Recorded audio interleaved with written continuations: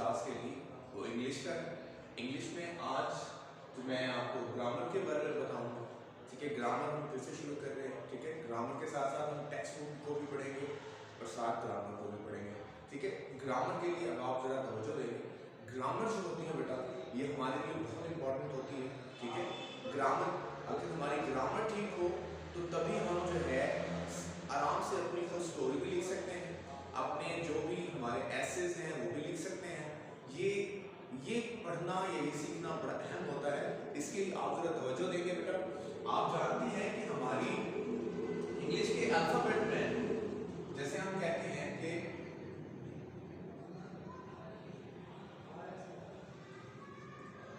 Alphabet में हमारे पास बेटा A to Z हमारे पास 26 लेटर्स होते हैं। कितने होते हैं बेटा? 26 लेटर्स होते हैं। इन 26 लेटर्स में मतलब A, B, C, D, E, F, G, H, I, J से लेकर Z तक हमारे पास होते हैं 26 लेटर्स। इन 26 लेटर्स में से बेटा हमारे पास कुछ इसको दो हिस्सों में तकसीम किया जाता है, जिसमें से कुछ मैं आपको बता देता हूँ। यहाँ पर कुछ इसमें से लिए जाते हैं जिसे हम क्या कहते हैं? वाउल्स। वाउल्स क्या होता है बेटा? ये vowels, not vowels, vowels. Vowels होते हैं बेटा, वो हमारे इस लेटर में से कितने निकलते हैं? 5 होते हैं। A, E, I, O, U। ये बेटा हमारे 5 जो लेटर हैं ये हमारे वाउल्स होते हैं। ठीक है, इन्हें वाउल्स क्यों कहते हैं? आखिर क्या वजह है कि इन्हें वाउल्स कहा जाता है? वाउल्स बेटा इसलिए कहा जाता है कि these are some special words. इनको अदा करते हुए आप जब तवज्जो फरमाएंगे कि जब आप इसको बोलते हैं, इन खास हरफों को, हरूफ को जब आप बोलते हैं तो इससे हमारी जो जुबान, दांत और होंठ नहीं मिलते। मिसाल के तौर पर हम ए बोलते हैं तो हमारी जो है ये चीजें नहीं मिलती, ई के साथ भी नहीं मिलती, आई के साथ भी नहीं मिलती, ओ के साथ भी नहीं मिलती। जबकि हम बी बोलते हैं तो हमारे होंठ आपसे मिल जाते हैं। ये वो लेटर्स हैं जिनको अदा करते हुए हमारी जुबान, दांत और होंठ नहीं मिलते, इसलिए हम इन्हें क्या कहते हैं? वाउल्स कहते हैं। इनके अलावा जो होते हैं लफ्ज, बाकी जितने भी होते हैं उन्हें हम कहते हैं कॉन्सोनेंट्स। क्या कहते हैं बेटा? कॉन्सोनेंट्स कहते हैं। कॉन्सोनेंट्स बाकी सारे अल्फाज होते हैं। इन हरूफ को उर्दू में कहते हैं हरूफे इल्लत और इसे कहते हैं हरूफे सही। ठीक है, हरूफे इल्लत और हरूफे सही, इन दो अल्फाज को बोलते हैं। ये वाउल्स हो गए और ये हमारे क्या हो गए? कॉन्सोनेंट्स हो गए। अब यहां पर मैं आपको कुछ बता दूं कि इनमें से ग्रामर का जो पॉइंट बनता है वो हमारे पास ये आर्टिकल्स बनते हैं। इसको यानी कि आप ए, एंड और बी हमारे पास क्या होते हैं? आर्टिकल्स बन जाते हैं जिनसे हम बात करते हैं। अब जहां पर भी आप याद रखेंगे कि अगर sound A, E, I, O, you का आता है, ए, ई, आई, ओ, यू, ये अगर आप साउंड आता है, मिसाल के तौर पर मैं आपको यहां पर एक एग्जांपल दे देता हूं। यहां पर बेटा लफ्ज आता है आर्टिकल। ठीक है, इस आर्टिकल को कहते हैं हरूफे तनकीर। ठीक है बेटा, आर्टिकल कहते हैं हरूफे तनकीर। अब ये आर्टिकल्स होते क्या क्या है? ये होता है ए, एन, बी। सबसे पहले हम ए और एन के बारे में पढ़ लेते हैं। ए और एन क्या है बेटा? आप याद रखिएगा ए और एन दोनों का मतलब एक ही है। ए का मतलब भी और एन का मतलब भी, दोनों का मतलब एक है, मतलब वन। बट ये कहां इस्तेमाल होते हैं? इनकी क्या वजह है कि कहां ए लगता है और कहां एन लगता है? इसके लिए आप जो देखें, हमारे पास जब भी कोई वर्ड लिखा हुआ होगा, मिसाल के तौर पर हम एप्पल लिखते हैं तो उससे पहले हम एन लगाते हैं। उसकी क्या वजह है?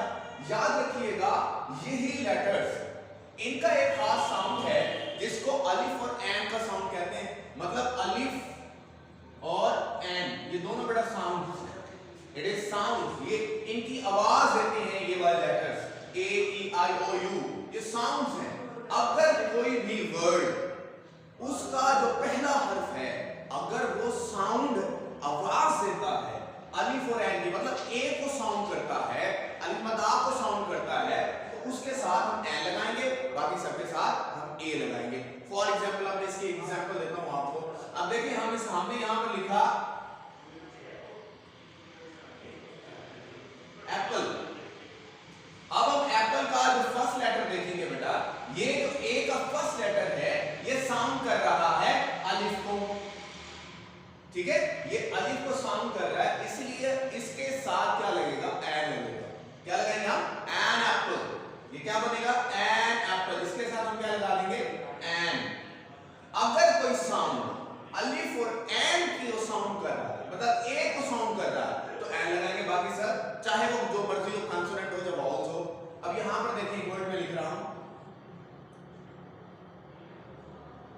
एप्पल, उसके बाद हम यहां लिखते हैं कैट। अब लव यहां पर सी है। अब सी जो है काफ को हम कहते हैं, सी साउंड खा, का को ये साउंड करता है, तो का जो है बेटा, का के साथ क्योंकि का ए को साउंड नहीं कर रहा, तो हम इसके साथ क्या लिखेंगे, आ कैट, ठीक है। इसी तरीके से हम लिखते हैं आवर। अच्छा, अब यहां पर आप देखेंगे बेटा कि ये एच है ना, ये साइलेंट होता है। ओ से पहले जब भी एच लिखेंगे ये क्या होगा, साइलेंट होगा, ये साउंड नहीं देगा। तो ये पहला लफ्ज क्या बना, ओ साउंड भी अलिफ की करता है, इसलिए हम क्या लिखेंगे, एन आर, ठीक है, एन आवर लिखेंगे। बात समझ आ गई। इसी तरीके से अगर लफ्ज आ जाता है फॉर एग्जांपल एफ ए, बेटा ये लफ्ज है एफ ए। अब देखिए एफ ए इंटरमीडिएट क्लास को कहते हैं। अब ये एफ ए है, हम इसके पहले साउंड को देखते हैं कि एफ किस साउंड क्या दे रहा है। एफ में अगर साउंड देखिए फे की आवाज नहीं दे रहा, बल्कि ये अलिफ की आवाज दे रहा है। एफ देखिए यहां पर ये आ रहा है एफ, ये देखिए यहां पहले लफ्ज की लेटर क्या आ रहा है, ए की आवाज दे रहा है, एफ ए। तो इसके साथ भी हम क्या लगाएंगे, एन लगाएंगे, ठीक है। अभी अगर एक लफ्ज देखें आप, जैसे बी ए ग्रेजुएशन को कहते हैं, बैचलर ऑफ आर्ट्स, इसका जो पहला साउंड है वो बी को आवाज दे रहा है, बे की, तो बे की दे रहा है, तो हम इसके साथ एन नहीं, हम इसके साथ क्या लगाएंगे, ए लगा देंगे, ठीक है। अब ये, अब इसके बाद आता है M A for example, M ए।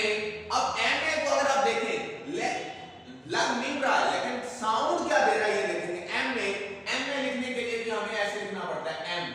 तो ये क्या हुआ, अलिफ। तो अलिफ जो है बेटा ये साउंड कर रहा है, अलिफ का मतलब ए को साउंड कर रहा है, तो इसके साथ भी हम क्या लगाएंगे, एन, ठीक है। अब यहां एक और देखें, फॉर एग्जांपल हमारे पास एक वर्ड आता है यूनिवर्सिटी। क्या लफ्ज है, यूनिवर्सिटी।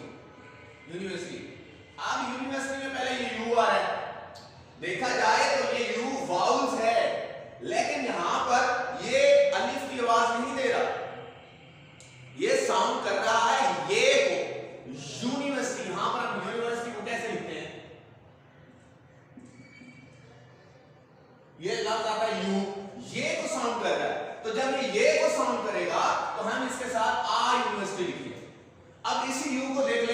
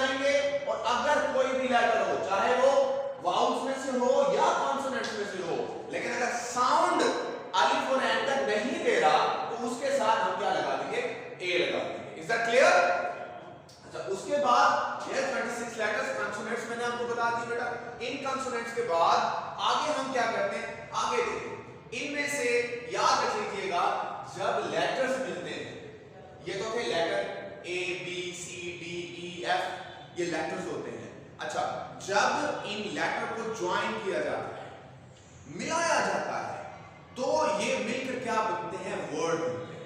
क्या बनते हैं बेटा? वर्ड बनते हैं। मतलब लेटर्स को मिलाया, बट मीनिंगफुल लेटर्स होने चाहिए। मीनिंगफुल, इसका वर्ड का मैं आपको यहां बताता हूं कि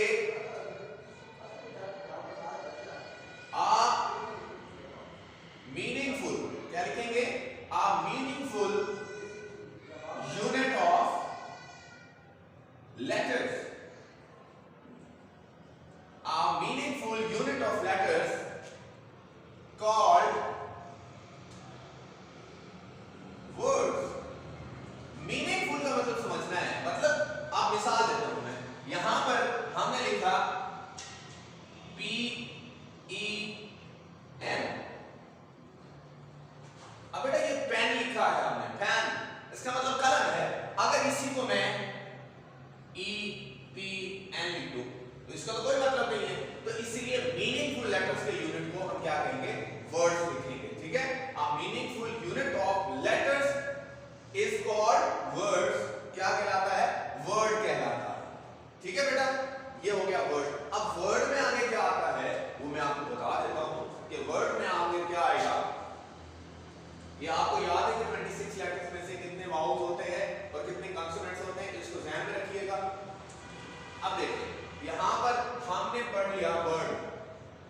वर्ड की डेफिनेशन भी मैंने आपको बता दी कि अ मीनिंगफुल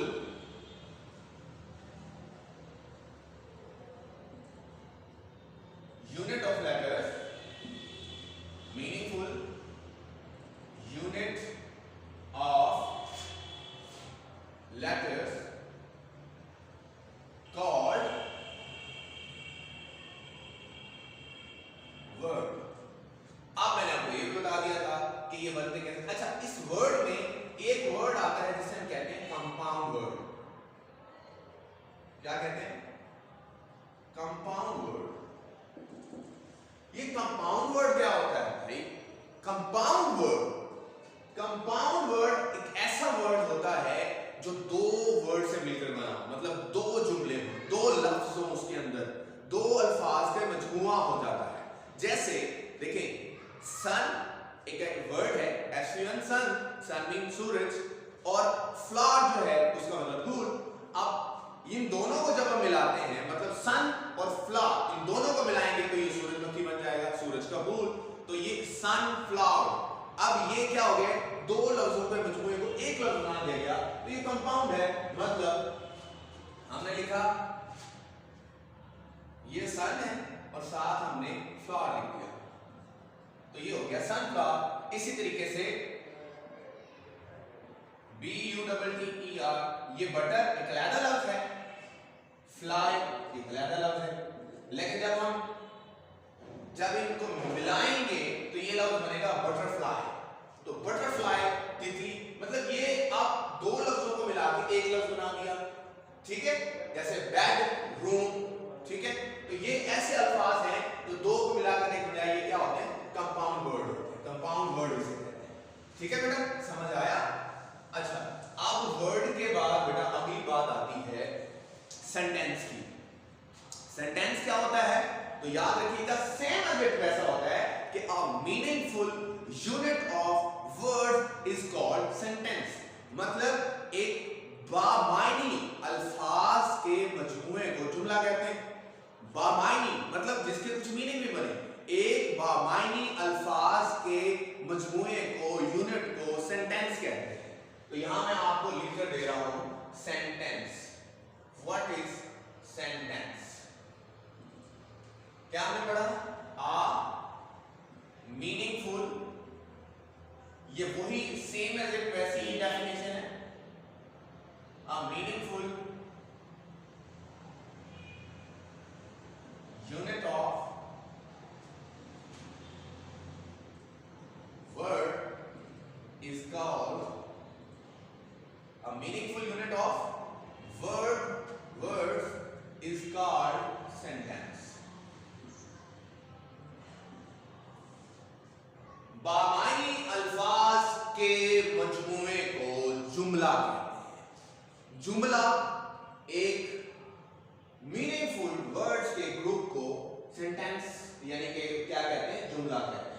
जुमला आपको पता लग गया। अब जुमले की आगे दो ब्रांचेस में हो जाता है। अब ये सेंटेंस है तो सेंटेंस यहां पर दो चीजों में हो रहा है। एक तो होगा पार्ट्स और दूसरा क्या होगा इसके टाइप्स। ठीक है, या आप इसको काइंड्स भी लिख सकते हैं, इजीली आपको पता लग जाएगा काइंड्स। अब भाई पार्ट्स और काइंड्स पढ़ने हैं।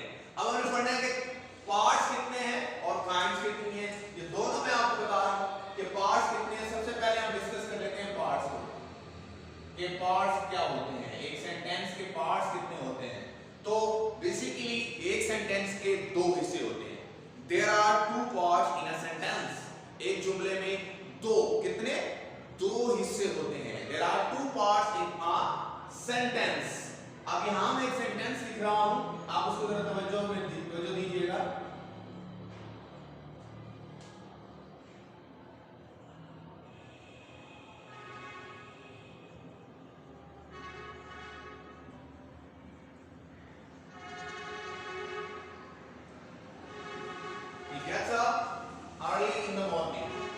ठीक है, मॉर्निंग मैंने लिख दिया इन द मॉर्निंग। आप यहां पर आप देखिए, आप ये जो है एक हिस्सा है और ये एक हिस्सा है, ये दो हिस्सों में तकसीम किया गया है एक जुमले को। अब ये हमारे पास एक हिस्सा और ये हमारे पास दूसरा हिस्सा। ये जो एक हिस्सा है इसे कहते हैं सब्जेक्ट। क्या कहते हैं? सब्जेक्ट। और इस दूसरे हिस्से को कहते हैं प्रेडिकेट।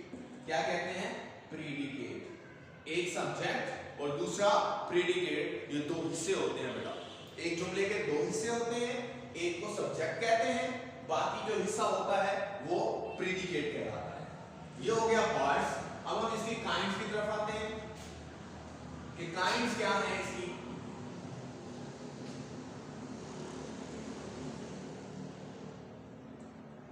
काइंड्स, अब काइंड्स में हम देखेंगे कि जुमले कितनी इकसाम के होते हैं। देखिए बेटा, एक जुमला एक टाइप का नहीं होता, कई टाइप्स होती हैं। इसमें एसर्टिव सेंटेंस भी होता है, नेगेटिव भी होता है, इंट्रोगेटिव भी होता है, और इसके अंदर ऑपरेटिव भी होता है, इंपेरेटिव भी होता है, एक्सक्लेमेटरी भी होता है। ये हम डिस्कस करेंगे कि ये किस टाइप के होते हैं। तो सबसे पहली जो हम इसकी टाइप पढ़ते हैं उसे कहते हैं एसर्टिव। क्या कहते हैं बेटा? एसर्टिव। एसर्टिव सेंटेंस यानी सिंपल सेंटेंस, आसान जुमले, सादा जुमले जिसको हम कह सकते हैं। मिसाल के तौर पर ऐसा एसर्टिव सेंटेंस होता है जो सादा जुमला होता है, मतलब जिसमें ना नेगेटिव होता है ना इंट्रोगेटिव होता है। फॉर एग्जांपल हमने लिखा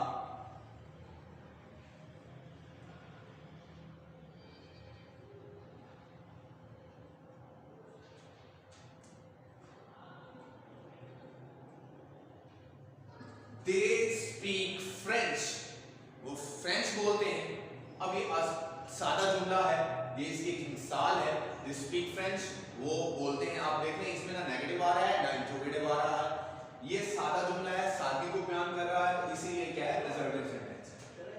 इसका दूसरा बेटा हिस्सा है एसर्टिव सेंटेंस के बाद इंट्रोगेटिव। इंट्रोगेटिव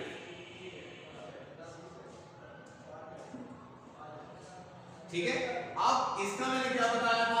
ये आपका होता है सादा जुमला। इसका क्या होता है बेटा? ये होता है सवालिया जुमला, क्वेश्चनिंग सेंटेंस।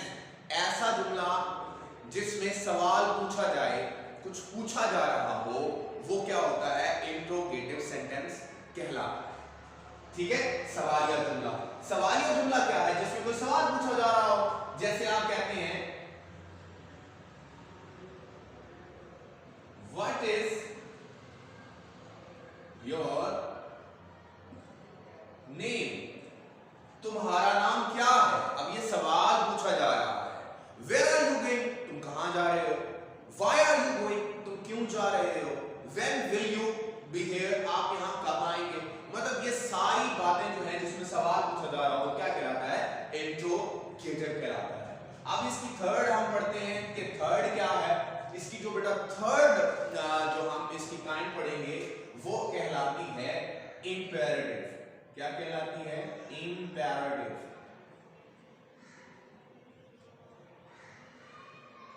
इंपेरेटिव सेंटेंस या इंपेरेटिव सेंटेंस का मतलब होता है हुक्मिया जुमला।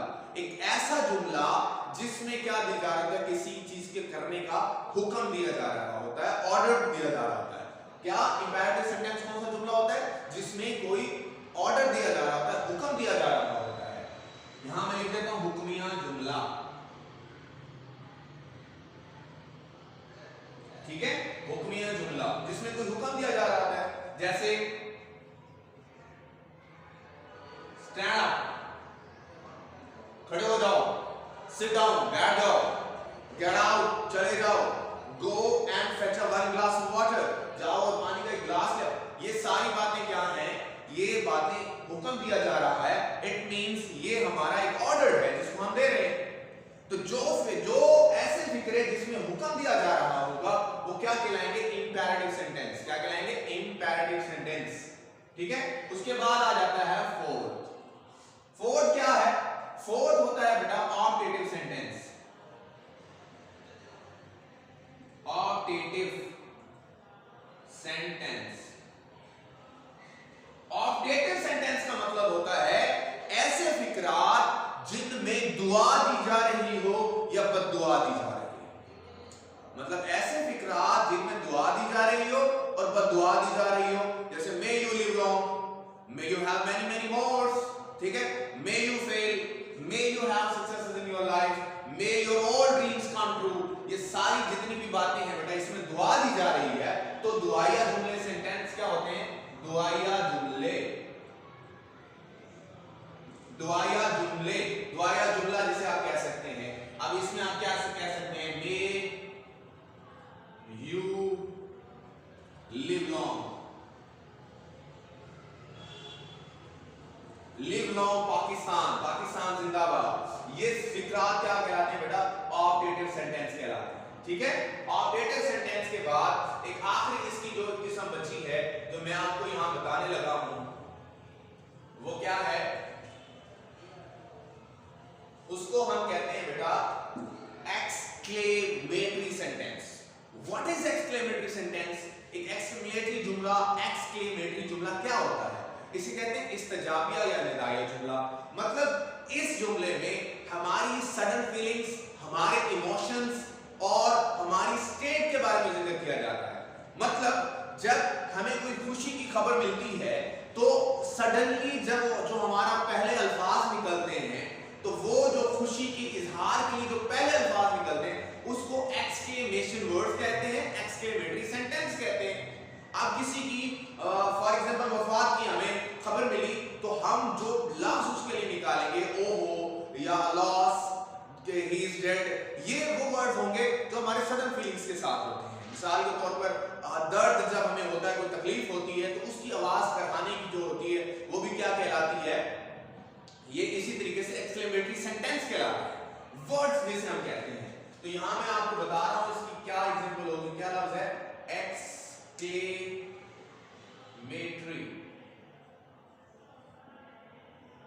ठीक है, एक्सक्लेमेटरी मतलब इस्तजाबिया जुमला जिसमें हमारी सडन फीलिंग्स, हमारी इमोशंस और हमारी स्टेट को जिक्र किया जा रहा होगा, वो एक्सक्लेमेटरी सेंटेंस कहलाएगा। ठीक है, इसकी एक एग्जांपल मैं आपको दे देता हूं।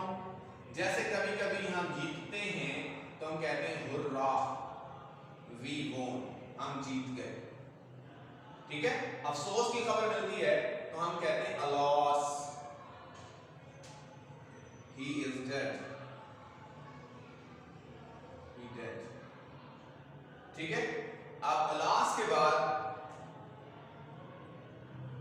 इसी तरीके से हम एक और इजहार भी करते हैं याहू, ठीक है, वाओ। ये सारे जो वर्ड्स हम अचानक से बोलेंगे ये हमारे क्या होंगे? एक्सक्लेमेटरी सेंटेंसेस होंगे। ठीक है बेटा, असर्टिव सेंटेंस यानी सादा जुमला जिसमें साथ की बात की गई हो, ठीक है, इंट्रोगेटिव जिसमें इंट्रोगेशन हो, मार्क हो जिसमें क्या हो? हमारे सामने से सवाल पूछा जाए, वो इंपेरेटिव क्या होता है? हुक्मिया जुमला जिसमें किसी चीज के बारे में हुक्म दिया जाए। ऑप्टेटिव का मतलब होता है दुआया जुमला जिसके बारे में हम क्या करते हैं? दुआ देते हैं। और उसके बाद हमारे पास आता है एक्सक्लेमेटरी सेंटेंस जिसका मतलब होता है निदाया जुमला, इस्तजाबिया जुमला, यानी जिससे हमारी सडन फीलिंग का इजहार होता है। ठीक है बेटा, ये बात समझ आ गई आपको?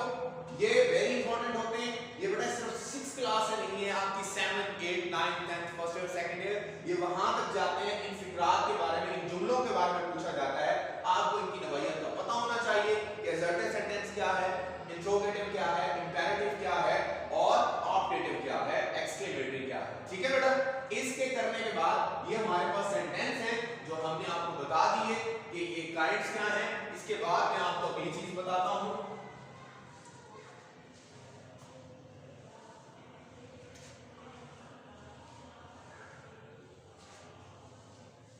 एक शब्द अब मैं जो आपको बताने लगा हूं उसके बारे में मैं आपको बताता हूं phrase and class. What is phrase and class? Phrase और क्लास क्या होती है? देखिए बेटा, फ्रेज भी एक सेंटेंस होता है, क्लास भी एक सेंटेंस होता है, लेकिन इनमें फर्क क्या है? फ्रेज एक ऐसे सेंटेंस को कहते हैं जो इनकम्प्लीट होता है, ठीक है, जो अपनी बात को वाज़ेह तौर पर अदा नहीं कर रहा होता, ठीक है, जिसमें सेंस नहीं बन रहा होता। और क्लास एक ऐसा सेंटेंस होता है बेटा जिसमें एक लॉजिक बन रही होती है, जिसमें बात समझ आ रही होती है। मैं यहां आपको बता देता हूं, मिसाल के तौर पर हमने यहां पर फिक्रा लिखा,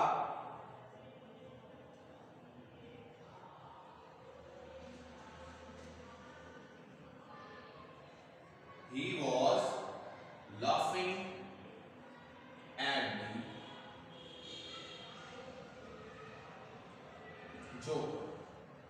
अब देखिए हमारे पास एक हमने सेंटेंस लिखा कि he was laughing at the joker, he was laughing at the joker।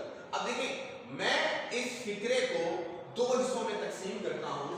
मैंने इसको अलहदा कर दिया और इसको अलहदा कर दिया, ठीक है बेटा। अब देखिए ये दो जुमले हो गए। एट द जोकर को मैंने अलहदा कर दिया, he was laughing को अलहदा कर दिया। अब ये दो अलहदा जुमले। अब जरा पहले इसको समझिए, इसको हमने अलहदा कर दिया। हम पढ़ रहे हैं he was laughing, वो हंस रहा था। देखिए वो हंस रहा था, इसमें बात कंप्लीट हो गई है, इससे समझ भी आ रही है कि वो हंस रहा था, ठीक है। इसमें बात होगी कंप्लीट, मतलब ये इनकम्प्लीट नहीं है। इसको अपनी बात पूरी करने के लिए अब इसकी जरूरत नहीं है, ये ना भी हो तो उसने अपनी बात मुकम्मल कर दी, ठीक है। लेकिन जब बात आती है सिर्फ एट द जोकर पर, अब सिर्फ इस फिक्रे को छोड़ दें और एट द जोकर पर आए, एट द जोकर पर, मस्करे पर, तो इसमें हमें बात मुकम्मल नहीं हो रही। हम सोच रहे हैं कि जोकर पर क्या, तो जब बात ये मुकम्मल नहीं कर रहा, मतलब ये इसका मोहताज है, ये सबऑर्डिनेट है, ठीक है। तो सबऑर्डिनेट जो होगा वो इसके सबऑर्डिनेट है, तो ये क्या हो गया? ये जिसमें बात मुकम्मल नहीं हो रही, तो ये क्या होगा बेटा? फ्रेज होगा। और ये जो होगा जिसमें बात मुकम्मल हो रही है वो क्लास होगा, ठीक है। Phrase is a part of sentence but incomplete sentence, class is a sentence that a complete sentence, ठीक है बेटा। ओके, ये आज का हमारा ये टॉपिक था जो मैंने आपको बताया है, इसको आपने रिवाइज करना है, इट इज वेरी इंपॉर्टेंट, ठीक है बेटा। Okay, thank you, Allah Hafiz.